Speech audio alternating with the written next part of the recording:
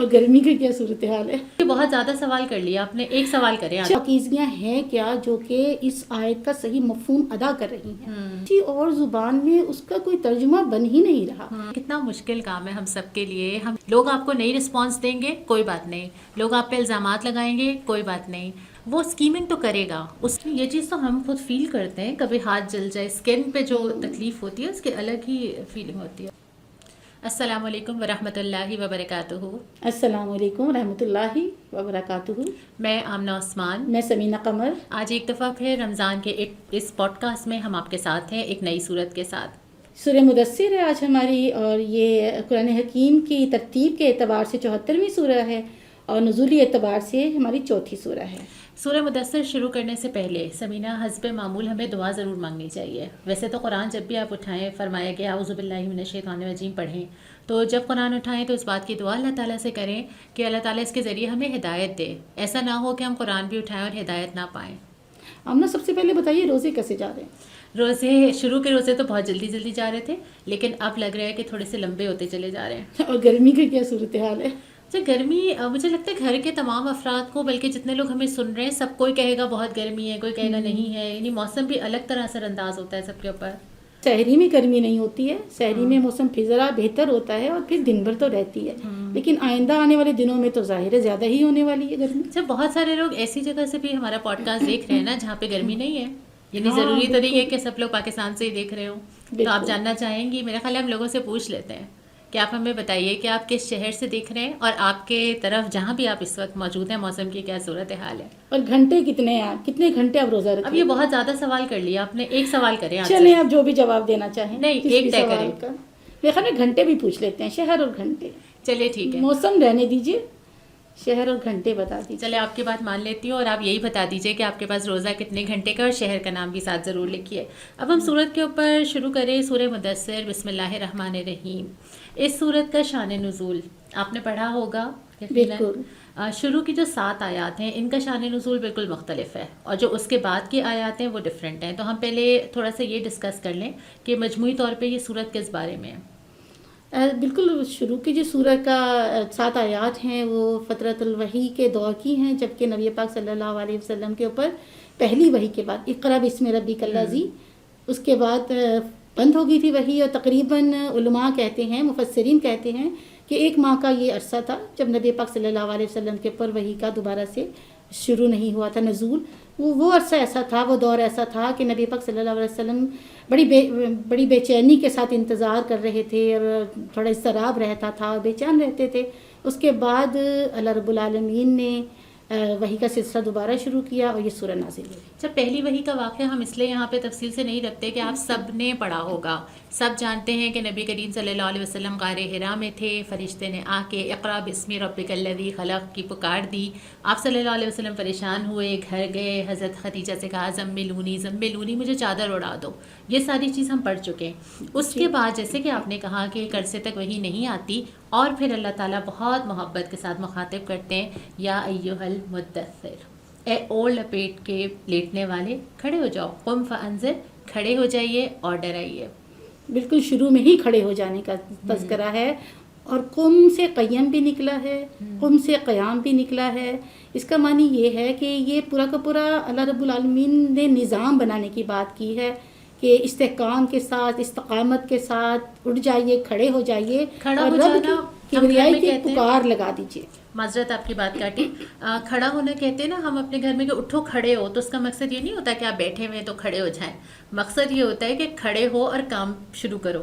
ہم گھر میں بھی اکثر کہتے ہیں نا آپ کھڑے ہو جاؤ، تو اللہ تعالیٰ نے بھی یہاں پہ پکارا ہے کہ اب تک تو غار حرا میں تھے، تب تک عبادت کر رہے تھے، گوشہ نشین ہو کے کر رہے تھے، اب کھڑے ہوئیے، میدان عمل میں آئیے، اور کرنے کا کام یہ ہے جو آگے کی ایک آیت ملا لیجئے اس کے ساتھ، فانذر، خبردار کیجئے، وربک فکبر، اپنے رب کی کبریائی کو قائم کیجئے۔ جی، اللہ کی کبریائی کو کام کرنا ہی در حقیقت وہ کام ہے، وہ مشن ہے جو نبی پاک صلی اللہ علیہ وسلم کو دیا گیا، جو تمام نبیوں کو دیا گیا تھا، اور انہوں نے اسی مشن کی تکمیل میں اس کے بعد وہ اس میں سرخرو ہوئے، اور اس کے بعد نبی پاک صلی اللہ علیہ وسلم کو یہ مشن دیا گیا ہے، اور اس کی تکمیل نبی کریم صلی اللہ علیہ وسلم کی رسالت کے ساتھ ہی ہو گئی. ایسا ہی ہے. اور فانذر کا جو لفظ ہے نا وہ ہمیں انبیاء کے ساتھ نظر آتا ہے قرآن میں کئی جگہ. حضرت نوح کو بھیجا جاتا ہے اور فرمایا جاتا ہے انا ارسلنا نوحا الی قومه ان انذر قومک. ہم نے نوح سے کہا کہ جاؤ اپنی قوم کو ڈراؤ. حضرت موسیٰ علیہ السلام کو انہ طغی فرمایا گیا، اذهب الی فرعون انہ طغی، فرعون کی طرف جائیے کیونکہ وہ سرکش ہو گیا ہے. تو اللہ تعالیٰ نے ہمیشہ انبیاء کو ہائیسٹ لیول کا کام دیا ہے کہ ان کو رسالت دیتے ہی جہاں بھیجا گیا ہے یہ نہیں کہا گیا کہ اب بیٹھ جاؤ، اب تھوڑا پڑھ لو، اب تھوڑی عبادت کر لو، اس کے بعد کہیں جا کر بادشاہ وقت کے سامنے جا کے کھڑے ہو جاؤ. بلکہ شروع میں ہی یہ کام دیا گیا کہ سیدھا جا کے سرداروں کو پکارو. اور یہاں پر بھی نبی پاک صلی اللہ علیہ وسلم کو یہی کام دیا جا رہا ہے کہ آپ اٹھ جائیے، کھڑے ہو جائیے، اور شرک کا جو گڑھ بنا ہوا ہے مکہ مکرمہ وہاں پر کھڑے ہو کے پکار لگائیے. اور پکار کیا ہے؟ اللہ تعالیٰ کی کبریائی کی پکار ہے، اللہ تعالیٰ کو بڑا بنانے کی پکار ہے. اور ڈرانے کا مقصد بھی وہ والا ڈرانا نہیں ہے. ڈرانے کا مطلب یہ کہ ان کو وارن کرنا اور ان کو آنے والے وقت سے خبردار کرنا. وہ ویسے ہی ہے جیسے ہم ایگزامس میں خبردار کیا کرتے ہیں کہ بھئی ایسا وقت آنے والا ہے، اس کے لیے پریپیئر کرو اپنے آپ کو. تو لوگوں کو بھی ہر نبی کی پکار یہیں سے شروع ہوتی ہے، کیونکہ دنیا اور آخرت کا جو فلسفہ ہے نا، اگر یہاں سے بیس بن جائے تو آپ کی پوری زندگی کا نقشہ ٹھیک ہو جاتا ہے. بالکل. تو جو بنیادی عقائد میں سے ایک ہے عقیدہ آخرت. تو ڈرانے کا مطلب خبردار کرنا ہے اس وقت سے جو آگے آنے والا ہے. اور ہم نا آج کل تو یہ بہت زیادہ لوگ کہہ رہے ہیں نا کہ ڈرانے کی ضرورت کیا ہوتی ہے، بشارتیں دیجیے، خوشخبریاں دیجیے، اچھی اچھی باتیں کیجیے، ڈراتے کیوں ہیں؟ اور تو ہم قرآن دیکھتے ہیں حکیم نے تو خبردار کیا ہے جگہ جگہ. انبیاء کے نام کے ساتھ، خود نبی کریم صلی اللہ علیہ وسلم کے نام کے ساتھ بشیر اور نذیر دونوں ساتھ آتے ہیں نا. دونوں چیزیں بیلنس ہونا ضروری ہیں. جس طرح بچوں کو آپ ڈانٹتے بھی ہیں اور پیار بھی کرتے ہیں، تو اللہ تعالیٰ کا بھی یہ طریقہ ہے کہ وہ محبت سے بھی پکارتا ہے، خبردار بھی کرتا ہے، تنبیہ بھی کرتا ہے. اور آگے ہم اسی صورت میں آگے دیکھ لیں گے. اب جب یہاں پہ یہ آ گیا نا کہ کہہ دیا گیا کہ آپ یہ کام کیجئے، اس کے بعد پھر آ جاتی ہے وہ کریکٹرسٹکس جو نبی کریم صلی اللہ علیہ وسلم کو فرمایا گیا کہ اپنے اندر یہ پیدا کیجئے. مجھے نا ایک سوال ذہن میں آ رہا ہے سمینہ یہاں پر. اب یہ پوری نبی کریم صلی اللہ علیہ وسلم کی رسالت ہمیں پڑھائی جا رہی ہے، مشن پڑھایا جا رہا ہے. یہ چیپٹر تو اب ایک طرح سے نبی کریم صلی اللہ علیہ وسلم کی رحلت کے ساتھ کلوز ہوا. الیوم اکملت لکم دینکم، ہم نے دین مکمل کر دیا. میں اور آپ اس سے کیا سیکھیں؟ ہمارے لیے سیکھنے کا یہی مقام ہے نا کہ نبی کریم صلی اللہ علیہ وسلم کے بعد قائم مقام کون ہے؟ وہ امت، وہ ملت جو نبی کریم صلی اللہ علیہ وسلم کی ہے، جو امت واحدہ ہے، جو امت مسلمہ ہے، بالکل. اس کا اب کام کیا ہے؟ اس اور کا پھر یہ کام بھی تو مشن یہی ہمارا ہے. ہے، یہ مشن اب ہمارا ہے. اور یہ بھی اس کے اندر کہ آپ صلی اللہ علیہ وسلم کی سیرت، ظاہر ہے یہاں پہ ہمارے پاس اتنا وقت نہیں ہے کہ ہم ابھی پوری سیرت کا ذکر کر سکیں. ان شارٹ نبی کریم صلی اللہ علیہ وسلم جن 4 نکات کے تحت آپ نے یہ کام کیا، مجھے سمجھ آتا ہے کہ آپ نے پہلے انفرادی پکارا سب کو الگ الگ، اپنی فیملی کو، اپنے فرینڈ سرکل کو، اپنے آس پاس کے لوگوں کو. پھر آپ نے ان کو جمع کرنا شروع کیا، ٹھیک ہے. پھر آپ نے ان سرکل کو یونائٹ کر کے قوت بنایا. پھر اس کے بعد آپ صلی اللہ علیہ وسلم نے ان کو ایک تربیتی نظام سے گزارا، اور یہ ساری چیزیں ساتھ ساتھ چل رہی تھیں. اور پھر آپ صلی اللہ علیہ وسلم نے اپنا شہر چھوڑ کے ایک نئی اسٹیٹ بنانے کی طرف پیش رفت کی نا، یعنی اس طاقت کو اس نتیجے میں ڈھالا. تو اس وقت بھی یہی طریقہ تھا، آج بھی یہی طریقہ. بالکل. اگر ان شارٹ کیا جائے تو سب سے پہلے اپنے اپنے دلوں کے اوپر کبریائی کا جو نقش بٹھانے کی ضرورت ہے. تو نبی پاک صلی اللہ علیہ وسلم نے پہلے صحابہ کرام رضوان اللہ اجمعین کی تربیت اسی نہج پر کی. اور اسی لیے اب آپ دیکھیں اگلی آیات پہ آ جائیے.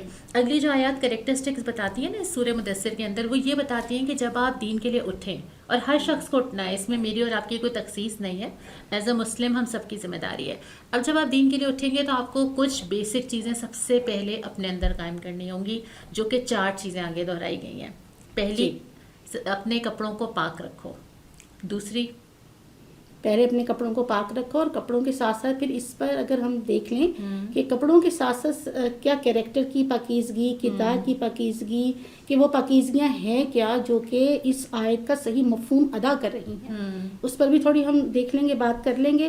پھر اس کے بعد ہر طرح کی گندگی سے دور رہو. جی، ہر قسم کی گندگی سے اپنے آپ کو بچانا. اور تیسری چیز یہ کہ آپ جو بھی کر رہے ہوں وہ کسی نفع کے بغیر بے غرضی سے کر رہے ہوں. اور آخری چیز ہے صبر.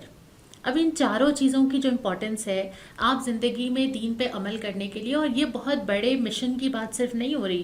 مجھے اگر اپنے چھوٹی سی اپنی زندگی میں چینج لانا ہے نا، اگر میں حجاب نہیں کرتی تھی اور اب کرنے لگی ہوں، اگر میں کوئی چیز اپنی زندگی میں حلال حرام کا خیال نہیں رکھتی تھی اب کرنے لگی ہوں، ان چھوٹے چھوٹے چینجز کے لیے بھی یہ چیزیں چاہیے ہوتی ہیں. ایون اپنی پرسنالٹی کو آپ بہتر کرنا چاہتے ہیں اور دین کے مطابق قائم کرنا چاہتے ہیں، تب بھی آپ کو یہ چیزوں سے سٹارٹ لینا ہوگا.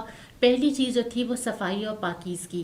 اچھا بظاہر تو اس کے لغوی معنی تو آپ یوں لے سکتے ہیں نا کہ کپڑے پاک ہو، لیکن ہم دیکھتے ہیں کہ پورا قرآن بتاتا ہے کہ پاکی صرف کپڑے پاک ہونا نہیں ہے، بلکہ پاکی یہ ہے کہ آپ ہر قسم کے خیالات سے، شرک سے، بدعت سے، بہت ساری ایسی معاشرتی گندگیوں سے، بے حیائی سے اپنے آپ کو پاک رکھیں.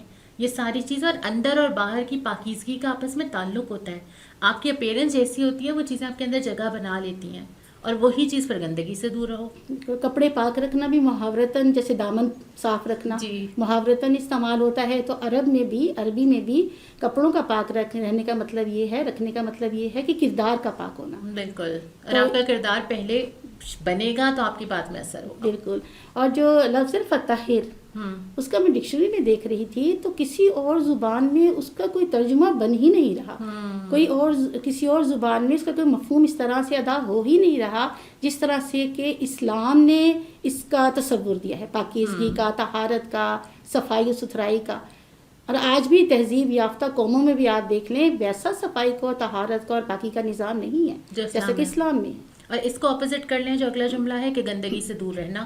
ہر قسم کی گندگی، خیالات کی گندگی، اعمال کی گندگی، نیت کی گندگی، معاشرے کی گندگی، بے حیائی جو خود ایک نجس چیز ہے، ان تمام چیزوں سے اپنے آپ کو بچانا ضروری ہے. شرک کی گندگی، بتوں کی گندگی، ہر طرح کے برے فاسد عقائد کی گندگی، فتنے اور فساد سے دور رہنے کی گندگی، ان تمام تر چیزوں سے دور رہنے کے لیے اللہ تعالیٰ نے یہ فرمایا ہے کہ پھر ہر طرح کی گندگی، ہر طرح کی ناپاکی سے دور رہنا. تیسری صفت جو اس کے بعد آتی ہے وہ آتی ہے کہ کسی کے لیے کچھ بھی احسان کرو بغیر کسی غرض کے کرو. اچھا یہ کتنا مشکل کام ہے ہم سب کے لیے. ہم کسی کی ہیلپ کریں تو ہم کیسے ایکسپیکٹیشن نہ لگائیں، ہم کسی کو کچھ دیں تو ہم کیسے نہ توقع کریں، ہم کسی کے ساتھ اچھا سلوک کریں تو ہم کیسے نہ چاہیں کہ وہ بھی ہمارے ساتھ کرے. لیکن یہاں سٹارٹ اس سے ہو رہا ہے. پہلے مشن میں تبھی بتا دیا کہ اگر آپ ایکسپیکٹیشنز لگائیں گے تو آپ بڑے بڑے کام دنیا میں نہیں کر سکتے. آپ فیملی نہیں جوڑ سکتے اگر آپ بڑی بڑی ایکسپیکٹیشنز لے کے چلیں. تو ایکسپیکٹیشن نہ آپ کو لوگوں سے لگانی ہے. یہاں جو نبی کریم صلی اللہ علیہ وسلم کو ہدایت دی گئی، لوگ آپ کو نہیں رسپانس دیں گے کوئی بات نہیں، لوگ آپ پہ الزامات لگائیں گے کوئی بات نہیں، اور نہ اس کا احسان اللہ تعالیٰ پہ رکھنا چاہیے. مطلب اگر آپ کر رہے ہیں تو آپ کو یہ غرض نہیں ہونی چاہیے، اور آپ کو یہ نہیں سمجھنا چاہیے کہ میں جو کر رہا ہوں دین کے لیے، میں اللہ کے لیے کوئی بہت بڑا کام کر رہا ہوں، اپنے لیے کر رہے ہیں آپ. اس کا احسان اللہ پہ نہ دھریں. بالکل. ہر غرض سے، ہر فائدے سے بہت بلند ہو کر سوچنا بھی ہے، محسوس بھی کرنا ہے اور کام بھی کرنا ہے. اور اس کے آگے بھی دیکھیں نا کہ اللہ تعالیٰ نے جو فرمایا وَلِرَبِّكَ فَاصْبِرْ، تو وَلِرَبِّكَ فَاصْبِرْ کتنا گہرا اللہ تعالیٰ نے پھر ہتھیار دے دیا، کتنی گہری بات بتائی ہے کہ اللہ تعالیٰ نے یہ ہمیں ہتھیار دے دیا کہ یہ سارے کام کرتے ہوئے پھر تمہیں مدد کس چیز سے لینی پڑے گی؟ وہ تمہیں صبر سے لینی، بہت صبر چاہیے ہوگا. اچھا صبر اس لیے بھی چاہیے ہوگا کہ ناپسندیدہ باتیں سننی ہوں گی، صبر کرنا ہوگا، استقامت سے چلنا ہوگا، صبر کرنا ہوگا، بہت ساری ایسی چیزوں سے گزرنا ہوگا جو زندگی میں مشکل ہوتی ہیں، اور نبی کریم صلی اللہ علیہ وسلم گزرے تھے. اور صبر میں یہ بھی شامل ہے کہ پیچھے نہیں ہٹنا، ڈٹے رہنا، کھڑے رہنا، مقابلہ کرتے رہنا، ہر قسم کی لالچ، آزمائش، پریشانی میں بھی پیچھے کوئی چیز نہ کر سکے. ہر طرح کے حالات پیش آئیں گے، اپنوں سے بھی آپ کو ملیں گے، پریشانیاں اٹھانی پڑیں گی، اور باہر کی دنیا میں بھی آپ کو بہت ساری تنقیدوں کا سامنا کرنا پڑے گا. لیکن کرنا آپ نے کیا ہے کہ صبر کا دامن نہیں چھوڑنا. اچھا آپ کے ساتھ بھی ایسا ہوا ہوگا کہ آپ نے زندگی میں بہت ساری چیزیں فیس کی ہوں گی، دین پہ چلنے کے لیے فیس کی ہوں گی، دین کے لیے کوششوں میں فیس کی ہوں گی. تو اگر کوئی ایسی چیز جہاں آپ کو یہ محسوس ہوا ہو کہ واقعی یہ ساری چیزیں آپ کے کام آئیں، آپ کو بھی صبر کا مظاہرہ کرنا پڑا، یا کہیں ایسا ہوا کہ آپ کو تکلیف اٹھانی پڑی یا بے غرضی کا مظاہرہ کرنا پڑا، کتنا آسان تھا، کتنا مشکل تھا، ہمیں ضرور بتائیے. بالکل. اس کے بعد آ جاتا ہے قیامت کا ذکر. پھر اللہ تعالیٰ نقشہ کھینچتے ہیں فَإِذَا نُقِرَ فِي النَّاقُورِ، یعنی یہاں سے لے کے آگے تک قیامت کی منظر کشی کی جا رہی ہے، لوگوں کو متوجہ کیا جا رہا ہے کہ ایک دن آئے گا جب سور پھونکا جائے گا، اور اس کی ہیبت ناکی کی ایک پکچر دکھائی جا رہی ہے. بالکل. یہ وہی آیات ہیں جو کہ اس کا شان نزول جو ہے وہ اس زمانے سے تھوڑا سا آگے جا کر ہے. جی. جبکہ نبی پاک صلی اللہ علیہ وسلم نے اعلانیہ تبلیغ شروع کر دی تھی، اور یہ وہ وقت تھا کہ جب مخالفتیں اپنے زور و شور پر تھیں، اور مخالفتیں، اور اس کے ساتھ ساتھ وہ والی جسمانی اذیتیں. یہ تو وہ والا سخت دور تھا نا، ہم تو اس کو اذیت سمجھ رہے ہیں نا کہ ہمیں کسی نے، ہم وہ والی فیس نہیں کرتے عام طور پہ کہ ہمیں جسمانی طور پہ دی جائے، وہ بہت سخت ہوتی ہے. لیکن یہ وہ والا تھا کہ تھوڑے سے لوگ تھے، ہر قسم کی قربانی، اور کہا یہ جا رہا ہے قم فانذر، اور سردار مل کر کانفرنس کر رہے تھے، ولید بن مغیرہ تھے، ابو جہل تھے، اور وہ یہ کہنا چاہ رہے تھے کہ ہم حج کا موسم آنے والا تھا، کہ حج کے موسم آنے سے پہلے، زمانہ آنے سے پہلے ہم پلاننگ کر لیں، ہم پلاٹنگ کر لیں، ہم یہ سوچ لیں کہ ہم نے کرنا کیا ہے. ہر دور میں ہوتا ہے نا، یعنی ہر دور کا جو مجرم یا منکر یا مخالف یا دشمن وہ اسکیمنگ تو کرے گا. اس وقت بھی ہوتی تھی اسکیمنگ، اور اس وقت بھی خاص طور پہ جو اس صورت کے اندر ذکر ہے وہ ولید بن مغیرہ کا ہے، لیکن وہ ایک کریکٹر نہیں ہے، اور بھی بہت سارے کریکٹرز ہیں. لیکن یہاں پہ خاص طور پہ اس لیے ذکر کیا ہے کہ اس نے ہر قسم کی اسکیمنگ کی ہے. اس نے جو ہے وہ پہلے کمپرومائز کی آفر کی آپ صلی اللہ علیہ وسلم کو کہ چلیے کچھ درمیان میں آ جائیے، وہ نہیں ہوا. پھر خود سننے گیا قرآن، پھر اس نے کہا اثر تو کر رہا ہے میرے اوپر لیکن ماننا نہیں ہے. پھر اس نے آ کے یہ باقاعدہ ایک کانفرنس کی اور ڈسکس کیا کہ کوئی ایک موقف اختیار کر لیتے ہیں تاکہ ہم سب جو ہیں وہ ایک طرح کی بات کریں. اور پھر حج کے جیسے آپ نے بتایا کہ حج کے زمانے کا انہوں نے پورا پلان جو ہے وہ لانگ ٹرم پلان انہوں نے بنا لیا. جس میں بڑی دلچسپ یہ بات ہے کہ جب قرآن حکیم وہ سن کر آتا ہے نا تو آ کر کتنے دلچسپ جملے کہتے ہیں نا، کیا کہ اس کلام میں بڑی حلاوت ہے، اس کی جڑیں بڑی گہری ہیں اور اس کی شاخیں بڑی بلند ہیں اور بڑی پھلدار ہیں. تو یعنی کہ اس کے دل پر اچھا خاصا اثر ہو چکا تھا. لیکن پھر اور وہ سارے کے سارے جو ان کے ساتھی تھے سردار دوسرے، وہ یہ سمجھ رہے تھے، ان کو یہ لگ رہا تھا کہ شاید یہ تو اسلام قبول کر چکے ہیں اور یہ تو مان چکے ہیں. تو وہ بڑے پریشان ہو کے پیچھے پیچھے بھاگتے ہیں اور جا کے پوچھتے ہیں کہ کیا ہوا، تمہارا تو چہرہ بالکل بگڑا ہوا ہے اور متغیر ہے اور لگ رہا ہے کہ تم تو دین قبول کر چکے ہو. تو پھر اس نے خیر بات بنائی اور پھر ان دونوں نے مل کر، ساروں نے مل کر بیٹھے اور انہوں نے پھر پلاننگ کی، پلاٹنگ کی. اور وہی جو بات آپ بتا رہی ہیں نا کہ انہوں نے طرح طرح کی باتیں سوچی کہ یہ الزام لگاتے ہیں، یہ تہمت لگاتے ہیں، یہ والی بات نکالتے ہیں، اور ایک ایک بات کو ولید بن مغیرہ ہی رد کرتا چلا گیا. مجھے نا اس واقعے سے ایک اور چیز بڑی سیکھنے کی لگتی ہے. وہ یہ لگتی ہے کہ مختلف اوقات میں دیکھتے ہیں کہ مختلف لوگ قرآن پڑھتے ہیں اور وقتی اثر لیتے ہیں. مجھے لگتا ہے رمضان میں یہ فیلنگ آتی ہے نا جب آپ قرآن اٹھاتے ہیں اور آپ کو لگتا ہے وہ قرآن تو دل کے اندر اتر رہا ہے. وہ منکرین کے ساتھ بھی ہوا کبھی نہ کبھی، منافقین کے ساتھ بھی ہوا. اس فیلنگ کو مستقل رکھنے کے لیے عمل چاہیے ہوتا ہے. اس فیلنگ کو برقرار رکھنے کے لیے ایسے لوگ چاہیے ہوتے ہیں جو آپ کے ساتھ بار بار قرآن اٹھانے والے ہوں. بار بار قرآن اٹھانا پڑتا ہے ورنہ وہ رہتی نہیں ہے قائم. تو ابھی ہم جتنا بھی ڈسکس کر لیں، پوڈ کاسٹ میں بھی ہم بات کر لیں، رمضان بہت اچھا گزار لیں، اس کو برقرار رکھنے کے لیے محنت کرنی پڑے گی اور عمل اس کے ساتھ ہونا ضروری ہے. بس قرآن کو پکڑ کے رکھیں. اور ایک سیمپل ہے کہ ایسے رویے کے لوگ آپ کو ملیں گے، اور ایسے لوگ بھی ملیں گے جو بالکل جن کا ایٹیٹیوڈ اتنا زیادہ تکلیف دہ ہوتا ہے، اتنا زیادہ اذیت ناک ہوتا ہے کہ وہ بلا وجہ کی تنقیدیں چھانٹ رہے ہوتے ہیں، بلا وجہ کی باتیں کر رہے ہوتے ہیں. دراصل ہوتا کیا ہے، بات کیا ہوتی ہے کہ انہوں نے مان کر نہیں دینا ہوتا، انہوں نے کرنا نہیں ہوتا. اور یہاں پہ ان کی پہلے کریکٹرسٹکس ان کی بھی آئی ہیں کہ ان کو بہت سارا مال ملتا ہے، بہت کچھ دنیا میں دیا جاتا ہے، اس کی وجہ سے ان کے اندر یہ تکبر پیدا ہو جاتا ہے اور اس کو اس بات کی فکر نہیں رہتی کہ میں نے بھی کسی کو جواب دینا ہے. اسی لیے اللہ تعالیٰ نے جب ولید بن مغیرہ کا اور اس کا ذکر کیا یہاں پر، اس کے فوراً بعد پھر دوزخ کا اور آخرت کا بھی ذکر کیا ہے کہ وہ اپنے آپ کو یہ رویہ پیدا ہی جب ہوتا ہے جب آپ آخرت سے بے پرواہ ہو جاتے ہیں. اور یہ ہم سب کبھی نہ کبھی ہو جاتے ہیں نا. مطلب ضروری نہیں ہے کہ آپ کو ہر وقت یاد رہے دنیا اور آخرت، اس کے درمیان بیلنس کرنا، دنیا میں گم نہ ہو جانا، دنیا کو اپنے گھروں میں اور اپنے دل میں نہ بھرنا بہت مشکل کام ہے. اس کے لیے بہت اسٹرگل کرنا پڑتا ہے. اور جیسے جیسے آپ دنیا سے قریب ہوتے ہیں آپ کا رویہ، ایٹیٹیوڈ، آپ کی پریورٹیز، آپ کا وقت، سب کچھ چینج ہو جاتا ہے. آپ کی مشغولیات ہی بدل جاتی ہیں اور جیسے جیسے آخرت کے قریب جاتے ہیں. اور اللہ تعالیٰ نے پھر اس رویے کے نتیجے میں کیا بیان فرما رہے ہیں کہ پھر اللہ تعالیٰ کیسے وہ جھلسا دینے والی آگ میں ڈالیں گے اور جو کھال تک کو جھلسا دے گی. اور کھال کا یہاں پر خصوصیت کے ساتھ تذکرہ ہے.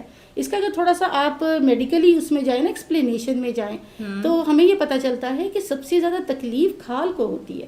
کہ اسکن ایسی چیز ہے جو سب سے زیادہ تکلیف محسوس کرتی ہے، اور اسکن اگر جل جاتی ہے، اللہ نہ کرے، یا اسکن کٹ جاتی ہے، اس کے بعد گوشت کو کوئی تکلیف محسوس نہیں ہوتی. یہ چیز تو ہم خود فیل کرتے ہیں، کبھی ہاتھ جل جائے، اسکن پہ جو تکلیف ہوتی ہے اس کی الگ ہی فیلنگ ہوتی ہے. اور قرآن حکیم میں بھی جب دوزخ کا ذکر آتا ہے اور اس طرح کے جلسات دینے والا جو سارا منظر نامہ سامنے آتا ہے، تو وہاں پر ایک جگہ پر فرمایا گیا کہ ایک کھال جب جل جائے گی تو اللہ تعالیٰ دوسری کھال چڑھا دے گی اس کے اوپر. بالکل. اور اس سب کا ذکر کرنے کے بعد جو اللہ تعالیٰ نے روٹ کاز پک کیا ہے نا کہ آخرت بھول جانے کی وجہ سے رویے میں یہ چیزیں آتی ہیں، اور پھر فرمایا کلو نفس بما کسبت رہینہ، ہر انسان اپنے اعمال کے بدلے رہنا ہے. اب جو اللہ تعالیٰ کے پاس بھیجیں گے آپ وہ پائیں گے. آج آپ اگر کچھ کر رہے ہیں تو آپ انویسٹمنٹ کر رہے ہیں اللہ تعالیٰ کے پاس نا، اور پھر جو انویسٹمنٹ ہوگی اس حساب سے آپ دیکھ لیں گے. اگر تو آپ اپنے اچھے اعمال سے، اپنے اچھے کام کر کے اور اللہ تعالیٰ کی فرمانبرداری کرتے ہوئے اپنے کام کو، مقصد زندگی کو یاد رکھتے ہوئے آگے بڑھیں گے اور اس طرح سے کرنے کی اپنی پوری سی کوشش کریں گے، پھر تو اللہ تعالیٰ جنتوں میں داخل فرمائیں گے. اور اگر نہیں تو پھر اللہ تعالیٰ اسی نفس کو دوسری جگہ بھی دکھا رہے ہیں کہ پھر عذاب دینے والی جگہ میں اللہ تعالیٰ اس کو داخل کریں گے. اور یہ بھی کہ عذاب دہ جگہ میں جب وہ لوگ جائیں گے نا تو ان سے پوچھا جائے گا کہ تم کیسے آئے یہاں پر، تو وہ خود گنوائیں گے کہ کون کون سی چیزیں ہم نے دنیا میں نہیں کی جو ہمیں کرنی چاہیے تھی. ہمیں کھانا کھلانا چاہیے تھا مستحقین کو، ہمیں نماز پڑھنی چاہیے تھی، یہ چیزیں ہم نے نہیں کی. یعنی اعمال ہی آ گئے نا پھر پلٹ کے. سورہ ملک میں بھی کہا گیا نا کہ وہ پوچھیں گے جو جہنم میں جب ڈالا جائے گا تو وہاں کے جو گروہ ہیں، جو کارندے ہیں، وہ پوچھیں گے کہ الم یاتکم نذیر، وہ کیا چیز تھی، کیا تمہیں کوئی خبردار کرنے والا نہیں آیا؟ اور وہ جواب دیں گے کہ نہیں، آیا تو تھا، ہم نے نہ سنا نہ سمجھا. تو اصل بات جو قرآن اس آیت کا ترجمہ ہے آخر میں، اصل بات یہ ہے کہ یہ لوگ آخرت کو بھولے ہوئے ہیں. یعنی آخرت کو یاد رکھنا، اور اس کے لیے بھی ہمیں حدیثوں میں نا طریقے بتائے گئے ہیں. یعنی کہ مردوں کے لیے بتایا گیا کہ تم جنازوں میں شرکت کرو، ہے نا، جب قبروں میں اتارا جاتا ہے وہاں پر جاؤ، قبرستان جاؤ. اس کے علاوہ جو مختلف خواتین کے لیے بھی اگر آپ کہیں تو یہ کہ آپ جہاں پہ میت ہوئی ہو وہاں پہ جانے کی کیوں تلقین کی گئی ہے، تاکہ اپنی موت یاد آئے. پھر اپنا احتساب کرنا روزانہ، پھر خود یاد رکھنا کہ ایک روز ہمیں اللہ تعالیٰ کے سامنے کھڑا ہونا ہے. آپ جب روزانہ اس کی عادت ڈال لیتے ہیں نا تو آپ کی زندگی بدلنا شروع ہو جاتی ہے. اور جیسے جیسے آپ دنیا میں مگن ہوتے ہیں، دنیا تو مگن کر لیتی ہے، ویسے ویسے جو ہے وہ آپ آخرت سے دور ہوتے چلے جاتے ہیں. بالکل. اللہ تعالیٰ پھر اپنی نشانیاں بھی دکھا رہے ہیں، بتا رہے ہیں کہ ذرا کائنات کی جانب نگاہ دوڑاؤ اور دیکھو کتنی بڑی بڑی میری نشانیاں ہیں. ان کو دیکھ کر کیا سمجھ میں آتا ہے کہ ابھی بھی اللہ تعالیٰ کا وہ خوف یا اللہ تعالیٰ سے وہ محبت دلوں میں آتی نہیں ہے، دل متاثر نہیں ہوتے ابھی بھی کیا. اور ہر صورت کی طرح سمینہ، جب میں پوری صورت پڑھ رہی تھی نا، اور ہم جب ساری صورتیں پڑھتے چلے جا رہے ہیں، ہر صورت میں نا اللہ تعالیٰ آخر میں جا کے میسج کو کنکلوڈ ضرور کرتے ہیں. جب آپ پوری صورت کا موضوع سمجھتے ہیں، ہمیں پتہ چلتا ہے کہ ہر آیت دوسری آیت سے ریلیٹ کر رہی ہے کہیں نہ کہیں. یہاں پہ آپ کو پہلے شروع کیا مشن سے، پھر کریکٹرسٹک سے، پھر دونوں طرح کے رویے، یعنی جو انسان منکر حق ہے اس کا رویہ، اس کا انجام، پھر جو انسان اللہ سے ڈرتا ہے اس کا رویہ، اس کا انجام، پھر دنیا اور آخرت دونوں، اور آخر میں کنکلوڈ کیا ہے اللہ کی کتاب جو ہم شروع سے بات کر رہے ہیں. ایک کتاب کو انسان پکڑ کے رکھے نا، زندگی میں اصلاح ہوتی چلی جاتی ہے. اور ہم دیکھتے ہیں یہ جتنا تعلق قرآن سے بڑھتا ہے اتنا زیادہ قرآن خود ہماری تربیت کرنا شروع کر دیتا ہے. آیا کلا انہ تذکرہ لمن شاء ذکرہ، یہ کتاب ایک اللہ کا ذکر ہے، جو چاہے اس کو پکڑ لے، جو چاہے اس سے ہدایت حاصل کر لے. قرآن حکیم میں بار بار اللہ تعالیٰ نے اسے سورہ مزمل میں بھی اور آخری سپارے کی بھی صورتوں میں یہی آیت جو ہے وہ تھوڑی تھوڑی مختلف تبدیلی کے ساتھ اللہ تعالیٰ نے بار بار بیان فرمائی ہے کہ جس کا جی چاہے یہ راستہ ہے، اب جس کا جی چاہے اپنے لیے راستوں کو دیکھ لے، چن لے اور اپنا لے اور چل پڑے. بالکل. اور چلنے کے بعد بہت ہی پیاری مجھے آخری آیت لگتی ہے جس میں اللہ تعالیٰ نے فرمایا ہے کہ اللہ کا حق ہے کہ لوگ تقوی اختیار کریں نا، لوگ اس سے ڈریں، اور پھر اس کے بعد بندوں کا حق یہ ہے کہ اللہ انہیں معاف کر دے. اچھا، اس سے پہلے آمنہ میں ایک آیت کی طرف ضرور آپ کو یاد دلانا چاہوں گی، اشارہ کرنا چاہوں گی کہ جو لوگ نصیحت سے منہ موڑتے ہیں نا، اللہ تعالیٰ نے ان کے بارے میں کیا کہا ہے، جانوروں سے کیا الفاظ استعمال کیے ہیں کہ جیسے وہ جنگلی گدھے ہیں جو شیر کو دیکھ کر بھاگ رہے ہیں. تو تھوڑا سا تصور میں لے کر آئیں کہ جنگلی گدھے کتنے بدکتے ہیں شیر کو دیکھ کر، اور جب وہ بھاگتے ہیں ان کی کیا کیفیت ہوتی ہے. تو اللہ رب العالمین کے نزدیک نصیحت سے منہ موڑنے والوں کا وہ رتبہ ہے، وہ درجہ ہے. بالکل. اور یہ بھی ہے کہ آپ بظاہر جو ہے وہ آپ کسی چیز سے بچنا چاہ رہے ہیں لیکن آپ بچ کے رہیں گے نہیں، آپ نے وہ فیس کرنا ہے جو آنا ہے آپ کے سامنے. اور جو آخری میں نے تو اختتام کی ایسی بات ہے کہ تقویٰ اور مغفرت، یہ دونوں چیزیں آپس میں جڑی ہوئی ہیں.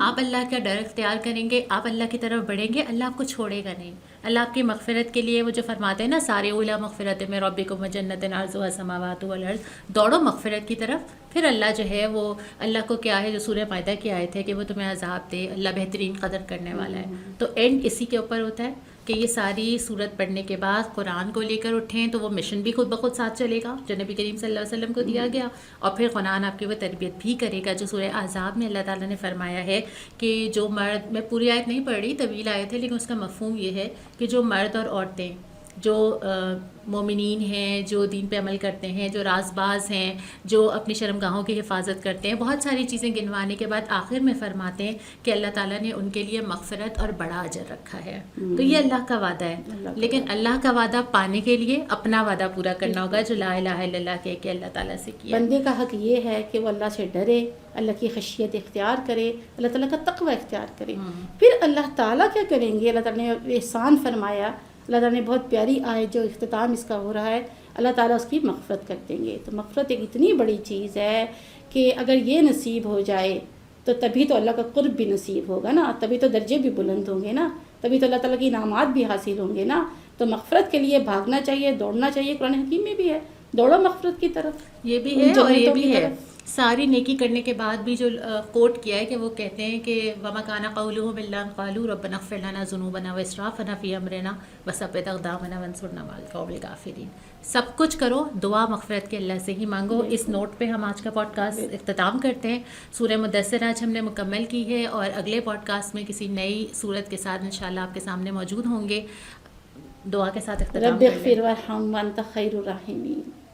السلام علیکم ورحمۃ اللہ.